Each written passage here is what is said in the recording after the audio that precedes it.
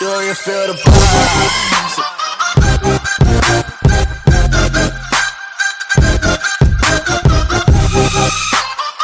Muy buenas todos, un nuevo video para el canal, carnales. Como han estado, sé que llevo un montón de tiempo sin subir video, 10 días exactamente 10 días. Pero aquí estamos con una nueva video reacción, como la ven. Aquí todavía haciendo videos. Quiero lograr pues tener más visitas, ¿no? O sea, tener más de 20, más de 100 vistas, estaría padre, la neta. No que luego mis videos, la neta. Pero bueno, a ver. Vamos a estar reaccionando, carnales, a... Nunca llegamos a la luna. O sea, que el hombre nunca llegó a la luna, parece. Entonces vamos a reaccionar al video del Farik. Farik hace buenos videos, la verdad, carnales. Yo les recomiendo su canal, vayan a suscribirse a su canal. También al mío, vayan a suscribirse. Si no están suscritos, dejen su like antes de iniciar, como siempre. Y vamos, continuamos con el video. Lo más importante de las teorías que afirman que el hombre nunca llegó a la luna no son solo las pruebas. No se trata solo de los errores en las luces y sombras, en la bandera que ondea sin viento o en la huella que se marca sin haber humedad. Lo que más hace dudar a las personas es que el gobierno tenía muy buenos motivos para falsificar todo esto, pues estaba perdiendo la carrera espacial contra la Unión Soviética y el dominio del orden mundial estaba en juego en una competencia que no podían permitirse perder. Por esta razón, algunas personas afirman que el gobierno inventó todo en una especie de película protagonizada principalmente por un hombre llamado Neil Armstrong. Para saber si la llegada fue real o una posible mentira propagandística, necesitamos examinar todo el contexto, ya que hay pequeños detalles en esta historia que pueden hacer que veas las cosas de forma diferente. Y ese contexto comienza con un pequeño Neil Armstrong, quien nace el 5 de agosto de 1930, un año después de que comenzara la Gran Depresión, uno de los periodos más difíciles en la historia de Estados Unidos. Neil nace en un pequeño pueblo de Ohio. Sus padres son Viola Engel y Stephen Armstrong, quienes, después de Neil, tienen dos hijos más, una niña llamada June y el más pequeño de la familia, Dean. Su padre Stephen trabaja como auditor del gobierno de Ohio, un empleo que lo obliga a mudarse con frecuencia, por lo que la familia Armstrong se traslada de un lado a otro a lo largo de todo el estado durante los... No, pues cuántas casotas tuvo, ¿no? O sea, que estuvo cambiando y cambiando, pues cuántas casas tuvo, ¿no? Primeros 14 años de vida de Neil, llegando a vivir en 16 ciudades diferentes. Su primer encuentro con la aviación ocurre cuando tiene 2. Su padre lo lleva a las carreras aéreas de Cleveland, donde Neil se enamora de esas máquinas que ve volar en el cielo, dando inicio a una fascinación que, años más tarde, lo llevará a la NASA. Pero no nos adelantemos. Desde muy pequeño, Neil demuestra una inteligencia que rebasa los parámetros convencionales. Con tan solo 3 años aprende a leer. Durante su primer año de primaria devora 100 libros, incluso algunos de un nivel más avanzado para su edad. Debido a esto, lo adelantan 2 años en la escuela. Su segundo encuentro con los aviones sucede a los 5. Su papá lo lleva a un aeródromo cercano y una vez ahí suben a un avión conocido como el Ganso de Ojalata, sobre el que surcan los cielos. Desde muy joven, Neil tuvo varios trabajos, como cortar el césped o ayudar en una panadería, y siempre se mostró responsable y comprometido. Aunque empezó trabajando para apoyar a sus padres, pronto comenzó a ahorrar con un objetivo claro: la universidad. Más adelante, ya instalado con su familia en Guapaconeta, siguió buscando empleo y también logró unirse a los Boy. Guapaconeta. Quién sabe por qué está muy raro el nombre, la neta. Guapaconeta. La neta.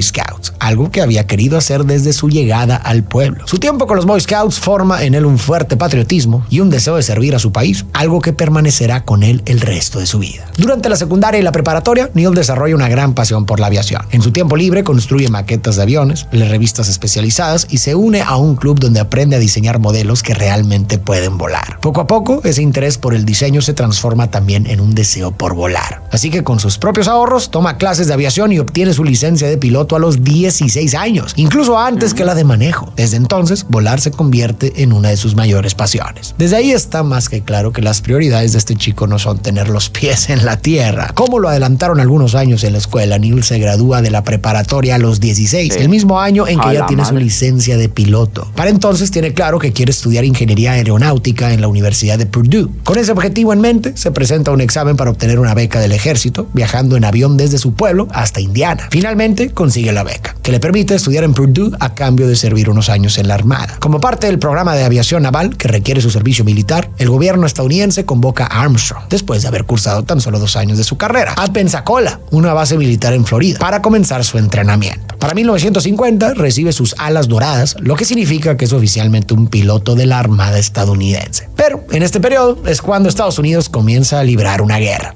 la guerra de Corea. Y recordemos que nuestro protagonista debe años de servicio en el ejército, así que no tiene otra opción más que ir al combate con tan solo 21 años de edad. Entre agosto de 1951 y marzo de 1952 participa en 78 misiones. De hecho, en la séptima casi pierde la vida cuando en lo que se suponía que era tan solo un vuelo de reconocimiento, su avión recibe fuego enemigo y se desprende un pedazo considerable del ala derecha. Su principal tarea en la guerra es evitar la llegada de más armas a suelo coreano, para lo cual realizan bombardeos a trenes, puentes y bodegas. Afortunadamente regresa a casa sano y salvo. Y no solo eso, vuelve como un soldado condecorado sin muchos rasguños. Tanto es así que para septiembre de ese mismo año, Armstrong ya se encuentra de regreso en la Universidad de Purdue, listo para terminar sus estudios. A su regreso, conoce a quien se convertirá en su primer y gran amor, una estudiante de la carrera de economía doméstica llamada Janet Shiro. Cuando Neil se gradúa de la universidad en 1955, después de 7 largos pero provechosos años, se da cuenta de que su campo de estudio está experimentando un cambio considerable. Ahora su carrera se enfoca en el diseño de naves espaciales, mientras que el diseño de aeroplanos queda relegado a un segundo plano. Y es que este inusual cambio se debe en parte al inicio de la Guerra Fría. Este hecho es fundamental para entender el por qué comenzó la carrera espacial y por qué han surgido tantas teorías de conspiración al respecto de si llegamos o no. Pero la explicación que te voy a dar no va a ser la típica de clase de secundaria. A mí me gustaría entender e indagar un poco más. Así que pon atención. Ya casi todos sabemos que los principales actores en esta Guerra Fría fueron Estados Unidos y la Unión Soviética en una pelea sin armas por ver qué modelo ideológico y económico era mejor, si el capitalismo o el comunismo. El problema con esta explicación es que es demasiado reduccionista, así que ahí te va algo más profundo. En parte sí fue por temas ideológicos, pero no tanto por amor al capitalismo o al comunismo, sino por lo que cada bloque representaba. Para Estados Unidos, el comunismo no era solo una doctrina política distinta y ya, era una amenaza a su forma de vida, a su influencia global y sobre todo a su hegemonía. ¿Qué es la hegemonía? Una relación de supremacía que ejerce un grupo sobre otros, generalmente basada en normas o ideas. De este modo, un estado, una clase social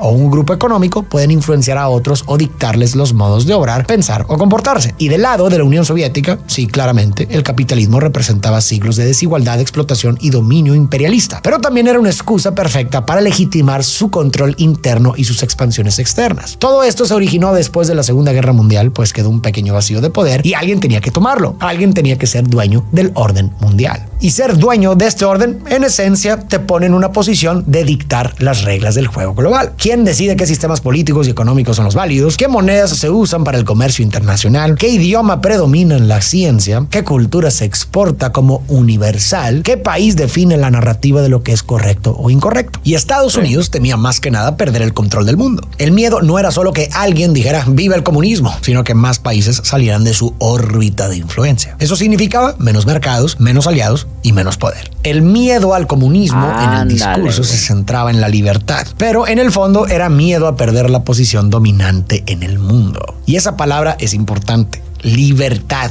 Pues era moralmente superior, pero sobre todo efectiva, porque permitía presentar cada acción, por más cuestionable que fuera, como una defensa del bien. Pero muchas veces ese discurso sirvió para encubrir intervenciones, golpes de Estado, imposiciones económicas y culturales. Porque sí, se le llamó Guerra Fría porque se supone que no hubo balas ni misiles cayendo directamente sobre Moscú o Washington. Pero eso no significa que no se haya derramado sangre. Muchísima sangre. Lo que a menudo se pasa por alto es que esta guerra sí tuvo combates y muchos, solo que se libraron lejos de las capitales de las superpotencias, en los rincones del mundo donde la vida era más prescindible para los que estaban en la cima. A esto se le llama guerras subsidiarias o proxy wars. Eran conflictos locales en apariencia, pero alimentados desde las sombras por Estados Unidos o la Unión Soviética, que armaban, entrenaban y financiaban bandos enteros para defender sus propios intereses sin mancharse las manos de forma directa. Vietnam, por ejemplo, fue uno de los campos más crueles. Millones de personas murieron. Pueblos enteros fueron arrasados. Familias quedaron partidas para siempre y generaciones crecieron entre ruinas sin saber si al día siguiente habría escuela o bombardeo. En Afganistán. O sea, imagínate cuántos soldados murieron y cuántas personas murieron, güey. O sea, imagínate la cantidad. No, es que yo le calculo como. Es que son un montón de personas. O sea, imagínate una guerra que dura un montón, obviamente. Y aparte las personas que pues no tienen nada que ver y pues, aún así se murieron, güey, obviamente. Pues, imagínate cuánta sangre hubo, güey. O sea, cuánta masacre en la Segunda Guerra, güey. Está fuerte el caso, güey. Afganistán, la invasión soviética desató una guerra que fue alimentada por Estados Unidos, dando lugar a décadas de violencia, grupos radicalizados y una población civil atrapada entre balas que no eran suyas. En América Latina, dictaduras como la de Pinochet en Chile o la de Videla en Argentina recibieron apoyo o respaldo por el simple hecho de ser anticomunistas. El resultado, miles de muertos, desaparecidos, torturados, personas arrancadas de sus casas en la noche, madres que aún hoy buscan a sus hijos, y un sinfín de ejemplos más que no voy a mencionar porque si no nunca acabamos. Hace años que investigué todo este tema me surgió la duda: ¿qué tanto puede ganar un país para que valga la pena que se pierdan tantas vidas y tantos recursos? ¿Qué ganan los presidentes, los altos mandos y también, de forma más indirecta, la gente común? En lo económico, el bando que domina puede imponer su moneda como referencia global, lo que le da ventajas como imprimir dinero con menos consecuencias y acceder a créditos baratos. Militarmente, tiene bases en muchos países, lo que le permite intervenir, proteger aliados e influir en distintas regiones. En lo político, su poder en organismos internacionales le permite tomar decisiones a su favor, premiar aliados y castigar opositores sin parecer autoritario. Y en lo cultural, exporta su estilo de vida como ideal, logrando que millones lo adopten sin necesidad de imponerlo. Entonces, sí, conviene ser líder del orden mundial, cueste lo que cueste. Ahora, además de librarse con balas en otros países, la Guerra Fría también se libró en otros frentes, en los mercados, en las pantallas de cine y en la manera en que entendemos el mundo. Y uno de esos frentes, quizás el más simbólico de todos, fue el espacio. Esto no traería ningún retorno económico. Literalmente ninguno de los dos países iba a ganar ni $1, ni a mejorar la calidad de vida de su gente o ganar territorio, pero sí representaba algo mucho más importante. Y eso te lo contaré en un momento. Al terminar la universidad, Neil consigue un trabajo en el laboratorio Lewis de propulsión de vuelo, ahí mismo en Ohio. Pese a esto, solo permanece en ese puesto unos meses porque la oportunidad que llevaba esperando por mucho tiempo finalmente llega. Le ofrecen empleo como piloto de pruebas en la Comisión Consultiva Nacional de Aeronáutica, que esencialmente es la precursora de la NASA. Esta base es como el Edén para los pilotos, ya que fue el primer lugar en donde, unos años atrás, se rebasó la barrera del sonido gracias al desarrollo de tecnologías innovadoras. Esto es precisamente lo que Neil buscaba, pues su meta es convertirse en un piloto de investigación cuyo objetivo es mejorar la ciencia y la tecnología de la aviación. Las buenas noticias no terminan con la oferta de trabajo, pues ese mismo año se compromete con Janet Sheeran. Su nuevo empleo en la base de la Fuerza Aérea lo obliga a mudarse a California, a pesar de que Janet vive en Wisconsin, pero esto no lo detiene. En su camino a la base, se detiene a visitar a Janet y le pide matrimonio. Después de la boda, se mudan a una cabaña en California, cerca del trabajo de Neil, y en este remoto lugar forman su familia. El primer hijo de la pareja, Eric, nace en 1957, seguido por Karen Ann, quien llega al mundo un par de años más tarde. Pero es en este punto de la historia cuando las cosas se ponen interesantes. Pues mientras todo esto sucedía, la Unión Soviética había estado trabajando en su propio programa espacial, el cual acaba de dar resultados. El 4 de octubre de 1957, la Unión Soviética lanza el Sputnik, el primer satélite artificial de la historia. Esta es una esfera metálica de apenas 58 centímetros que emitía un simple bip bip desde el espacio. Pero ese sonido retumbó en todo el mundo, en especial en Estados Unidos, donde fue recibido como una alarma. No era solo que los soviéticos hubieran lanzado un satélite, era que por primera vez alguien más había llegado primero, dejando un mensaje indirecto muy claro: podemos llegar más alto y más lejos. Pero la cosa no se queda aquí. Un mes después, los soviéticos vuelven a hacer otra hazaña, el Sputnik 2, solo que esta vez está tripulado, no por humanos, pero sí por una perrita, Laika, el primer ser vivo en órbita en toda la historia de la humanidad. Sí, desgraciadamente, este lindo perrito no sobrevivió, pero sí fue otro golpe simbólico. Estos dos sucesos seguidos causaron una gran frustración en Estados Unidos, y la moral se debilitaba aún más debido a que habían habido algunos intentos fallidos y explosiones en la plataforma de lanzamiento que aumentaban la presión. Por estos motivos, el gobierno decide crear una agencia especializada para responder con fuerza. En 1958, tan solo un año después de los logros de la Unión Soviética, se crea la NASA. La creación de la NASA son buenas noticias para Estados Unidos, pero en la vida personal de Neil, las cosas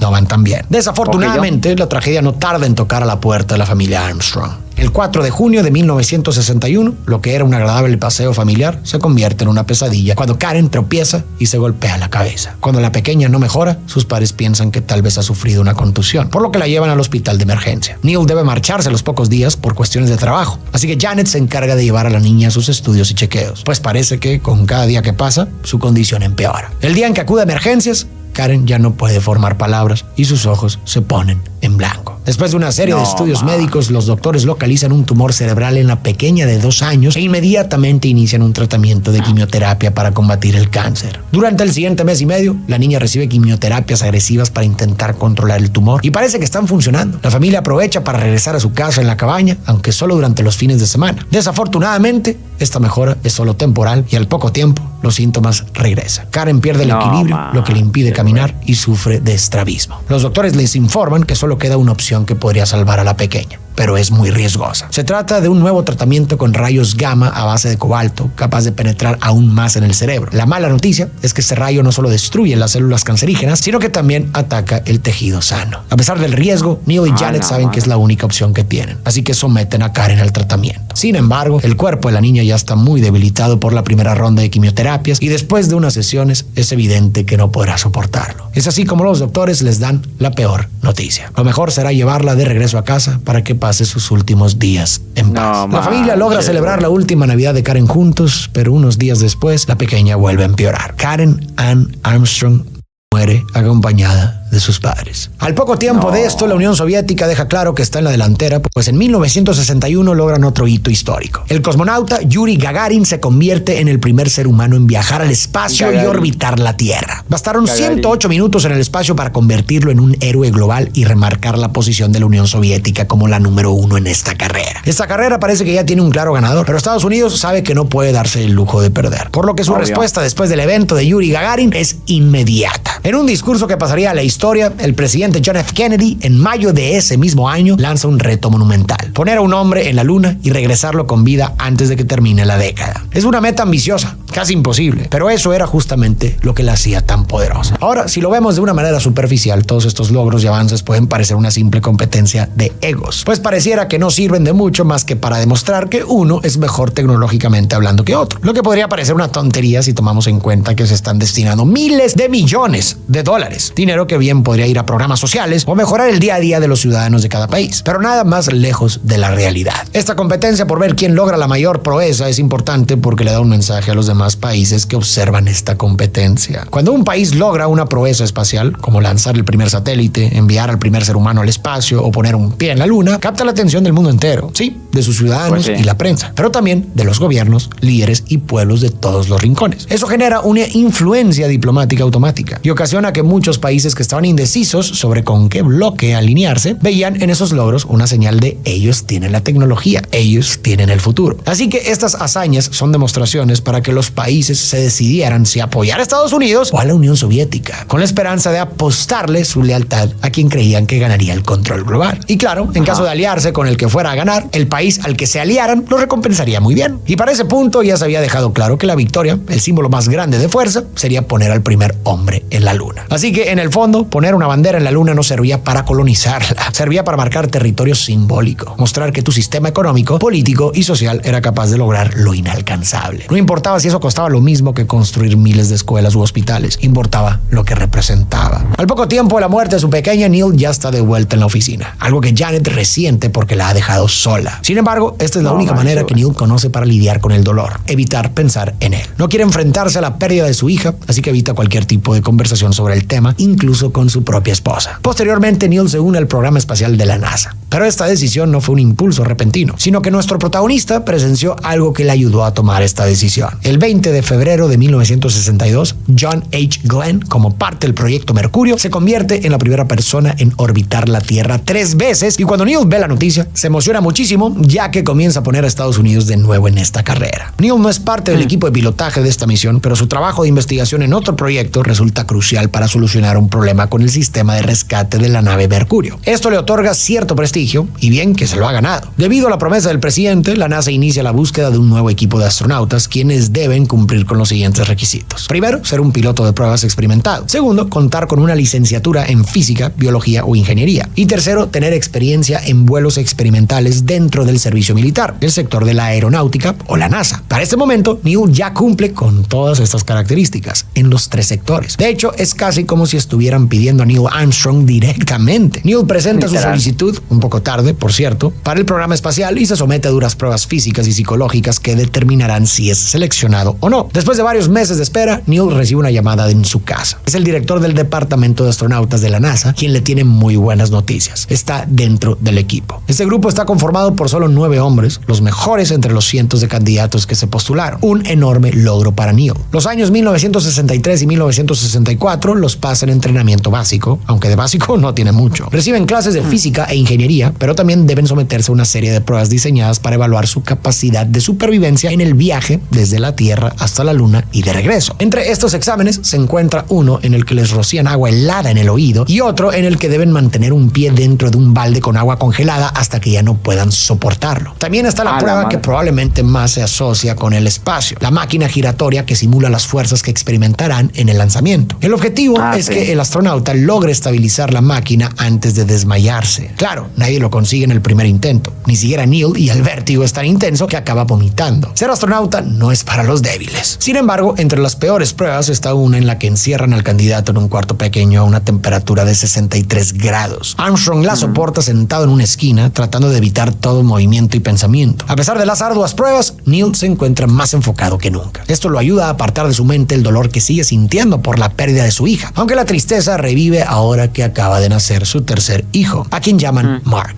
Pero tiene que enfocarse en su tarea, porque los Estados Unidos acaban de sufrir otra derrota ante la Unión Soviética, porque ellos se han convertido en los primeros en realizar una actividad extravehicular, lo que esencialmente significa que el astronauta sale de la seguridad del casco presurizado de la nave mientras se encuentra en el espacio. Se supone que la NASA mandaría una misión pronto, pero ya no tiene caso. Deben apuntar a la Luna. Pero para lograr esto, todavía les falta un largo camino y deben ir por pasos. Uno de ellos es lograr realizar exitosamente un encuentro espacial, lo que significa que 2 naves se acerquen durante el viaje. Para esto crean el proyecto Gemini 5, en el que Neil es tripulación de respaldo junto con uno de sus compañeros de clase, Elliot C., quien se había convertido en un muy buen amigo suyo. Cuando el Gemini 5 despega en agosto de 1965, Neil no está a bordo del cohete, pero sí forma parte esencial de la planeación y desarrollo del equipo, lo que hace posible un viaje espacial de 7 días, algo fundamental para próximamente volar a la Luna. En pocas palabras, Gemini 5 es un éxito, y gracias a esto la NASA se encuentra un paso más cerca de la Luna. 3 semanas después del aterrizaje del Gemini 5, anuncian la tripulación del Gemini 8. Neil Armstrong sería el comandante de esta misión, un gran honor para cualquier astronauta. Pero, desgraciadamente, la vida de Neil cambia de un momento a otro, pues un mal día recibe terribles noticias. Elliot murió esa mañana en un accidente de avión. Una vez más, al igual que lo hizo cuando perdió a Karen, se refugia en su trabajo, pero esta vez no tiene opción, pues tiene una responsabilidad con la tripulación del Gemini 8. Pasa los siguientes 6 meses preparándose incansablemente para la misión, por lo que cuando llega el tan esperado día del despegue, Neil está preparado para lo que sea. Con el Gemini 8 es la primera vez que desde que comenzó su carrera como astronauta, Neil sube a una nave espacial, pero la espera vale la pena. Esta es la misión más compleja del proyecto Gemini hasta ahora, porque el objetivo no es solamente realizar un encuentro espacial. La meta del equipo de Neil es realizar un acoplamiento con el vehículo no tripulado, Agena, algo que nunca antes se ha logrado. Neil y su compañero David Scott deben tener una precisión casi sobrehumana para lograr una hazaña como esta, pero después de todo, es para esto que han estado entrenando tanto. Por la mañana del 16 de marzo de 1966, todavía en tierra, Armstrong y Scott se preparan y suben a la Gemini. Abrochan los cinturones de seguridad y la compuerta se cierra. Y el cohete despega con éxito. Una vez en órbita, Armstrong puede ver a la Agena desde su ventana y se prepara para el proceso de acoplamiento. Para que tengas una idea más clara de lo difícil que es lo que intentan hacer, ambos vehículos se mueven a 18,000 kilómetros por hora. Al principio todo parece ir bien, pero los problemas comienzan en la 7ª hora de la misión. Pierden control sobre la nave y ambos vehículos, ahora unidos, comienzan a girar a más de una revolución por segundo. La visión de Armstrong y Scott se torna borrosa. Intentan seguir las órdenes de la base de control. Han perdido cantidades peligrosas de combustible, el cual no se pueden dar el lujo de perder. Al final se aborta la misión,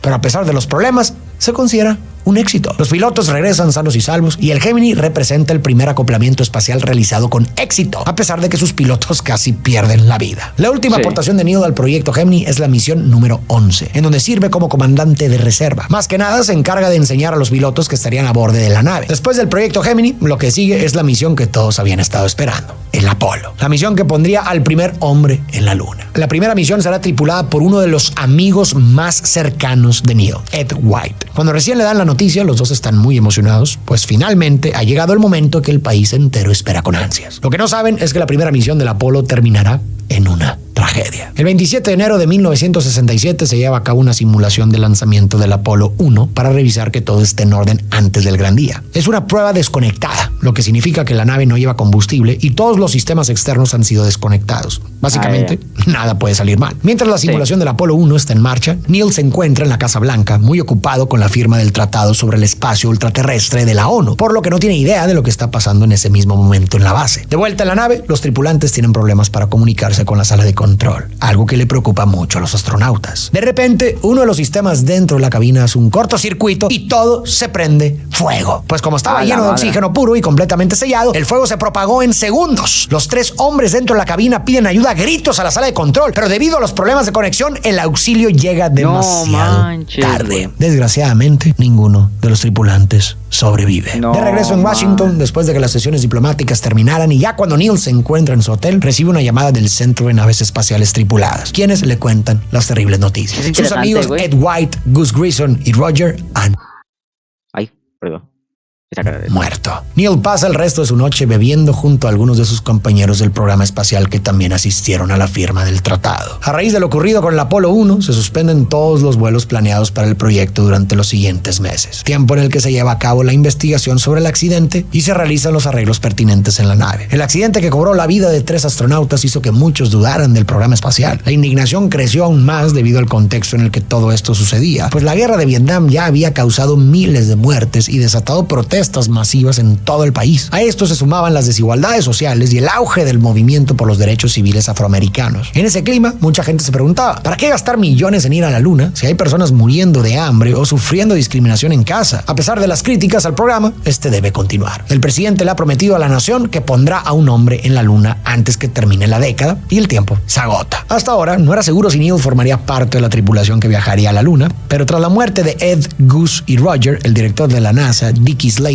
toma la decisión. Neil Armstrong estará entre los astronautas que harán la travesía. A pesar de tener su lugar casi asegurado en la misión más importante de la historia aeroespacial, ocurre algo que casi lo arruina todo. A mediados de 1968, Neil sube a un vehículo de entrenamiento para llevar a cabo un vuelo de prueba relacionado con el alunizaje. Todo parece ir bien, pero después de 5 minutos en el aire, Neil pierde control sobre el vehículo. Recuerda que la muerte de Gus y los demás sigue fresca en la memoria de Neil y la muerte se ha hecho una posibilidad cada vez más probable en este viaje que emprenderá. En cuanto los problemas empiezan, Neil toma una decisión en una fracción de segundo que salvaría su vida. En lugar de intentar retomar el control, Neil pica el botón de expulsión y cae desde una altura de 70 metros. El vehículo se impacta en el suelo y estalla en llamas. Por su parte, Neil aterriza y sí, sufre algunas heridas, pero nada demasiado grave. Cuando sus compañeros lo ven, se asustan por el estado en el que se encuentra, con raspones y golpes en la cara. Le preguntan, preocupados por lo que pasó en el vuelo, pues escucharon que casi no la libra. A esto Neil solo contesta, sí, siendo un hombre de pocas palabras, y regresa de inmediato al trabajo. Tienen una misión que completar. Durante los siguientes meses se llevan a cabo las misiones número 8, 9 y 10 del proyecto Apolo, cuyo éxito demuestra que ha llegado el momento de poner a un hombre en la luna. En diciembre de 1968, Dickie Slayton le ofrece a Neil el puesto de comandante del Apolo 11, a lo que él responde con un rotundo por supuesto. Como parte de su tripulación están también Buzz Aldrin como piloto del módulo lunar y Michael Collins como piloto del módulo de mando. Algo particular de estos tres es que en realidad no eran buenos amigos. Ellos mismos se describen como amistosos desconocidos, pero trabajan lo suficientemente bien juntos como para llevar a cabo una hazaña como esta. En las juntas de preparación para el despegue se decide que Neil sea la primera persona en pisar la luna, ya que la NASA lo ve como un hombre con poco ego, enfocado en la misión y con los pies firmemente plantados en la Tierra. La mañana del 16 de julio de 1969, los tripulantes del Apolo 11 se someten a su última revisión médica antes de comenzar la misión. Una vez que les dan el visto bueno, son transportados a la rampa de lanzamiento. Es evidente en sus rostros la importancia de la misión que les ha sido confiada. Este evento es televisado en vivo, por lo que el mundo entero los observa. Fallar no es una opción, pues del resultado de este día depende la percepción que tomará la historia. Algunos observan desde sus casas y otros desde la sala de control de la NASA, pero todos contienen la respiración. La secuencia de ignición ha comenzado. Cuando finaliza la cuenta regresiva, la nave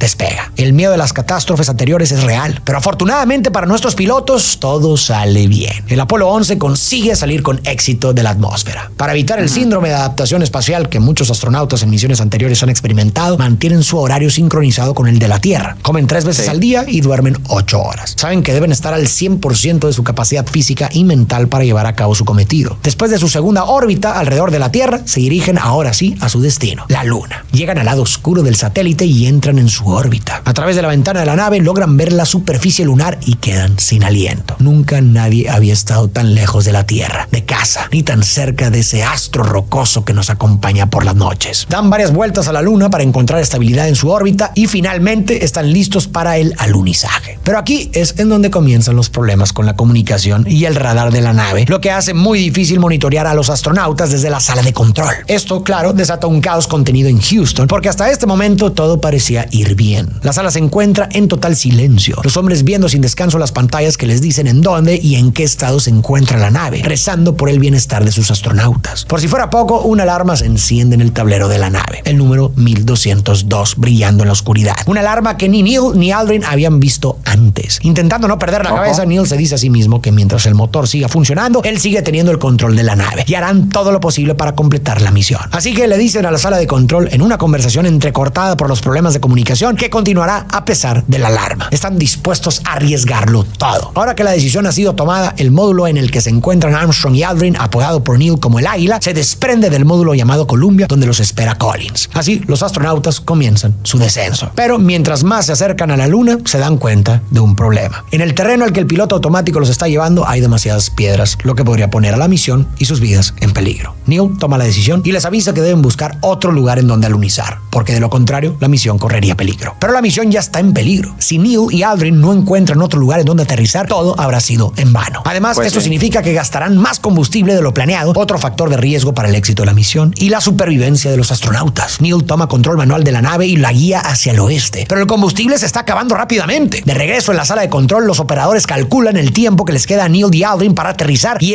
cada vez es más poco. Tienen que hacer algo y rápido. Les queda 1 minuto y todos sostienen el aliento. Con pocos segundos en el reloj, Neil se comunica con Houston. El Águila ha aterrizado. Al final encontraron un lugar perfecto para el aterrizaje, una zona llamada el Mar de la Tranquilidad. Al escuchar las noticias, la sala de control estalla en aplausos y festejos. Lograron poner al hombre en la Luna, un sueño por el que trabajaron por más de una década. Mientras tanto, un pensamiento similar a este pasa por la mente de Neil.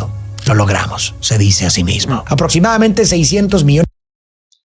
Imagínate estar en la Luna, güey, o sea, pues es una locura, güey, ¿no? Obviamente ser astronauta, pues obviamente es muy difícil, obviamente, pero sí, imagínate estar en la Luna, güey, o sea, sería muy padre, güey, o sea, la neta. ¿Quién sabe, la neta? Pero, pues imagínate. Millones de personas siguen cada paso del viaje desde sus televisores. Las pantallas muestran los movimientos de Armstrong cuando, cauteloso, comienza a bajar de la nave. Mientras desciende, pronuncia una frase que se volvería icónica. Este es un pequeño paso para un hombre, pero un gran salto para la humanidad. Armstrong dirá después del suceso: de repente me di cuenta de que ese pequeño círculo, bonito y azul, era la Tierra. Levanté el pulgar, cerré un ojo y mi pulgar borró el planeta Tierra. No me sentí como un gigante, me sentí muy pequeño. Buzz Aldrin lo sigue y pronto, a pesar de su asombro y de la imposibilidad de lo que están presenciando, comienzan su trabajo en la superficie lunar. Exploran sus alrededores recogiendo piedras y minerales lunares. Incluso se toman el tiempo, aunque es limitado, para realizar experimentos y recolectar partículas del Sol. Acto seguido, colocan la bandera estadounidense en la superficie de la Luna como señal de poder y símbolo de victoria en la Guerra Fría. Mientras colocan la bandera en el suelo lunar, reciben una llamada del presidente Richard Nixon, quien los felicita por su valentía. Neil le da las gracias y exclama el gran honor que sienten al haber sido elegidos para una misión tan importante. Luego continúa diciendo: representamos no solo a los Estados Unidos, sino a los hombres de paz de todos los países. Es una visión del futuro. Con esas palabras, Armstrong tocó algo profundo en todos nosotros. Hablaba de humanidad, de ese sentimiento de que al final somos parte de la misma especie y del mismo mundo. Que aunque allá abajo el planeta estaba dividido por guerras, ideologías y desconfianza, el mensaje que dio fue uno distinto. Dio un mensaje de paz. Ver ese punto azul flotando en medio del espacio, el único hogar que tenemos, fue una cachetada de humildad y un recordatorio de que solo nos tenemos los unos a los otros. Sí, todo parece felicidad y victoria hasta que entra al juego un hombre llamado Bill Kaysing. Este fue un ex empleado de Rocketdyne, una empresa contratista de la NASA que trabajaba en motores de cohetes. Pero lo importante no fue lo que hizo mientras trabajaba ahí, sino lo que escribió después. En 1974 publicó un libro titulado Nunca fuimos a la Luna, el fraude de $30,000 millones de Estados Unidos. Ese libro es considerado el origen de la teoría conspirativa moderna que dice que el alunizaje fue un montaje del gobierno estadounidense. Kaysing argumentaba que Estados Estados Unidos necesitaba desesperadamente ganar la carrera espacial para distraer a la opinión pública de la guerra de Vietnam y otros problemas internos. Y la manera perfecta de lograr estos objetivos fue, presuntamente, falsificar la llegada a la Luna. Estas afirmaciones despertaron dudas en muchas personas, quienes empezaron a señalar supuestas inconsistencias, sombras que no coinciden en las fotos, y las otras dos inconsistencias son la pisada de la foto, huella que no coincide con la bota del traje de Neil, y finalmente la famosa prueba que indica que la bandera de los Estados Unidos no debería ondear, pues en el espacio no hay corrientes de aire. Para comprobar o desmentir estos mitos, encontré un capítulo de las personas indicadas para esto, los cazadores de mitos. Literalmente le dedicaron un capítulo entero a las teorías más populares respecto a este tema, así que aquí te dejo un pequeño resumen. Primero vamos con las fotos. Los argumentos principales son el de la sombra que te comenté antes y el de la inconsistencia en las líneas de las sombras de los objetos, algo que solo se podría lograr si existieran dos puntos de luz. Pero recordemos que en el espacio solo hay uno,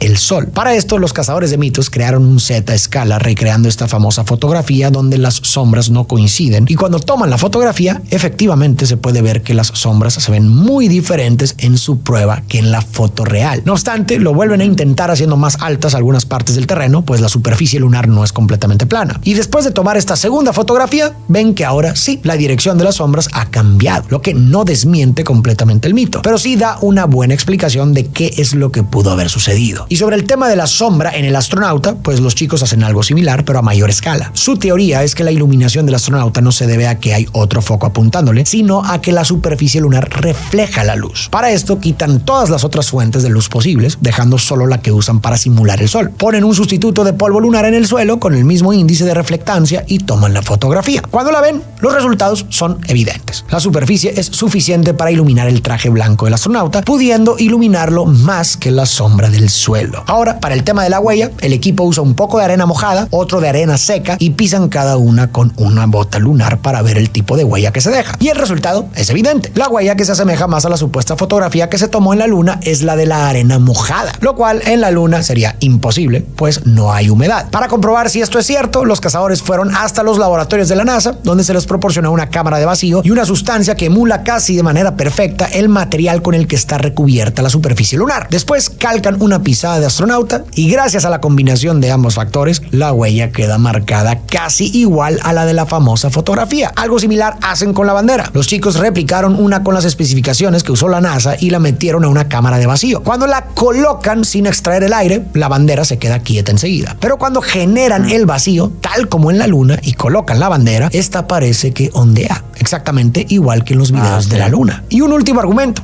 ¿Por qué si en 1969 se pudo llegar a la Luna con esa tecnología, ahora que tenemos más tecnología y en teoría es más fácil, no hemos vuelto? Bueno, la respuesta parece ser sencilla, porque no hay mucho a qué volver. Y si se ha llegado a necesitar algo, es mucho más seguro mandar robots a realizar cualquier misión que se necesite. Pero, ¿qué fue de Neil después de lo que muchos consideran el momento más importante de su vida? Después del alunizaje, Neil regresa a casa con su familia y anuncia que no planea viajar al espacio nunca más. Después de trabajar un año más en la NASA, renuncia. En su lugar, acepta un puesto como profesor en el Departamento de Ingeniería Aeroespacial en la Universidad de Cincinnati, en donde imparte clases durante los siguientes 8 años. Pero eso sí, sus aventuras no terminaron con el Apolo 11. En 1985, el expedicionista profesional Mike Dunn organiza una travesía al Polo Norte y reúne a un grupo de personas que, según él, son los mejores exploradores del mundo para ese viaje. Sorprendentemente, Neil acepta la invitación, aunque decide mantener su participación en secreto. Neil continúa con su vida como lo hacía antes de la fama, pero en el año 2012, debido a complicaciones médicas durante una cirugía,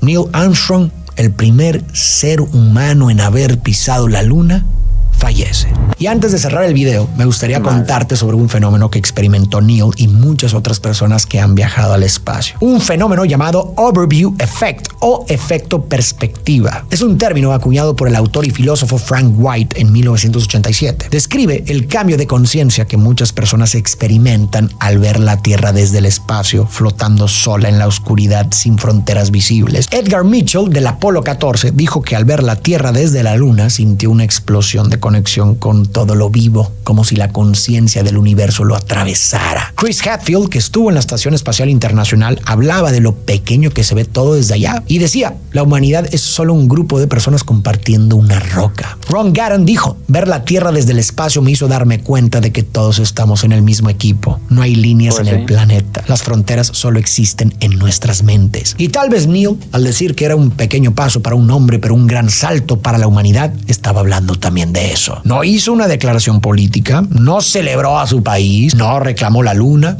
sino que habló por todos, por nosotros, porque allá arriba no hay banderas, no hay lados, solo una tierra entera, frágil, suspendida en el vacío. Y verla así desde esa distancia, sin filtros ni explicaciones, nos recuerda algo que muchas veces olvidamos, que es que no hay otros allá abajo, solo personas como tú, como yo, viviendo, luchando y soñando bajo el mismo cielo y en el mismo planeta. Quizás por eso vale la pena recordarlo, para mirar hacia donde él miró y entender, aunque sea por un instante, lo improbable que es todo esto, que esta pequeña esfera azul en medio del silencio es el único lugar que compartimos y que estar vivos aquí, ahora, sigue siendo quizá el milagro más grande de todos.